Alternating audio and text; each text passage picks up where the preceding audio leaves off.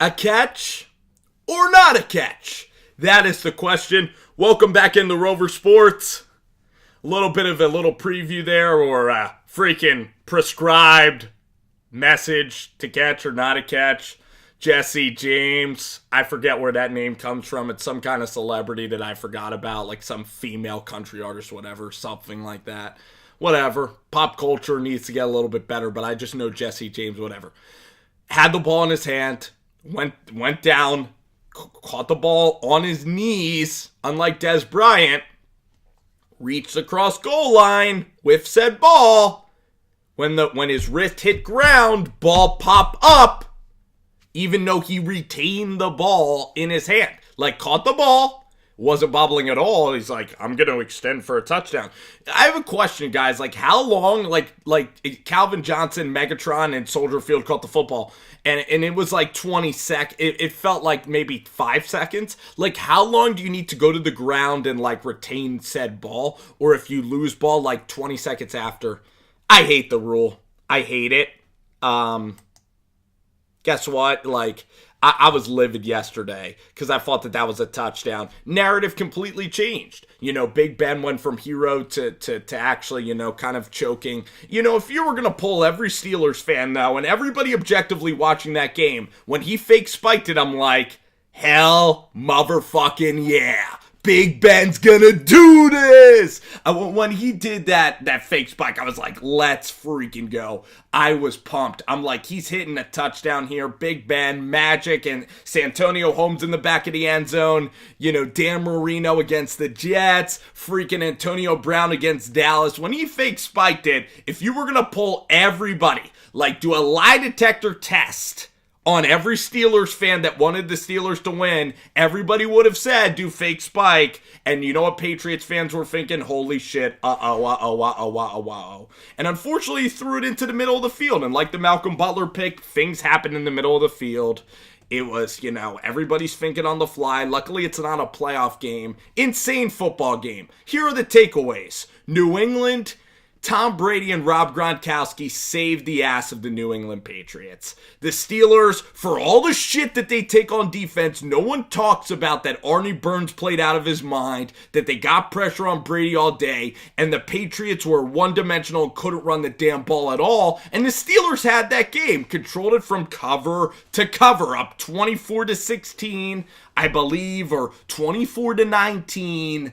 Steelers control that game cover to cover. It's just that Sean Davis dropped a pick, Rob Gronkowski killed them, and, their defensive game plan was so much more solid. It was nothing like the Ravens game a week prior.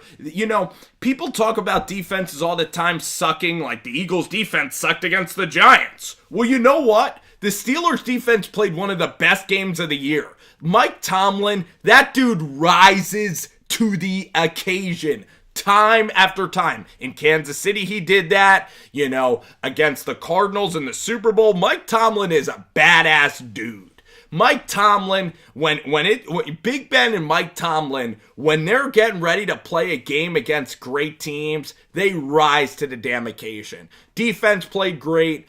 The Steelers, if not for Gronk and Tom Brady making just incredible plays, they would have won the football game. They ran out of gas. The third down to Juju Smith-Schuster, when they didn't get that play. Oh, God. I like Todd Haley a lot, a lot of what he does, but when he ran short, I was like, uh-oh, Tom Brady going to come back and win this thing. You're letting him hang around. Give the Patriots defense some credit for stepping up yesterday. Brown is now hurt, which is huge. Terrible news for an MVP candidate, for a Hall of Fame first ballot guy. Terrible news. Look at the Steelers, though. Defense is balling, and I kind of love what I see, and I thought Burns played one of the best games that I've ever seen him play. A guy that's been scrutinized, and understandably so, has been inconsistent as a player. And Sean Davis, very tough task yesterday. But here we go. Let's look at everything that transpired. So the Patriots still win. They're not the Patriots of old. I mean, this defense is still inconsistent. They don't have the talent. Gilmore can get beat. If you get to Tom Brady, you win, period. I mean, they have no running game this year. And I mean, maybe they will in some cases against some team, whatever. They just don't look like a juggernaut. They barely survived yesterday. If I had to bet if the Patriots make it out of the AFC, I'm actually going to say no. They just look like a year where everybody pencils them into the Super Bowl and then they lose suddenly. And then we have to look back and comb back into where this Patriots team was vulnerable. And then Pats fans, right now they're going off and saying like how they're going to make the Super Bowl and everything again. And then when they lose, they're going to say, you know what, we weren't that good this year. And we've had problems all year. And that's what they're going to say. Just watch it, okay? I know you guys have to put up with insufferable Patriots fans. Totally get it. They're cocky as all get out. Period.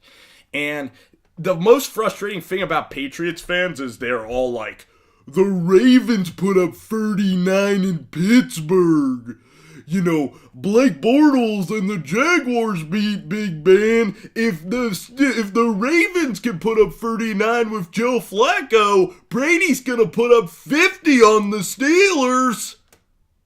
Oh my God. You guys needed every break to go your way just to win that damn football game. Jesus Christ, Patriots fans. How annoying, right? Oh, the Steelers have no defense. Steelers defense shut you guys up for pretty much 90% of the game. And if freaking Sean Davis caught a pick, or if Rob Gronkowski didn't turn into maybe the greatest tight end performance that we've seen in the past 5 years. Rob Gronkowski, most talented tight end to ever play football, first ballot lock, Hall of Famer. Gronk, I mean, you could say what you want about his maturity. I happen to really like the guy. He flipped out on Trey White. He apologized. It was an ugly moment. Other than that, Gronk, even for a guy that really doesn't like the Patriots that much, I think a really likable guy. And other than Trey White, he really hasn't gotten into any other shit. So that was one instance of him. Other than that, you look at Gronk, just a kid out there playing football, having fun.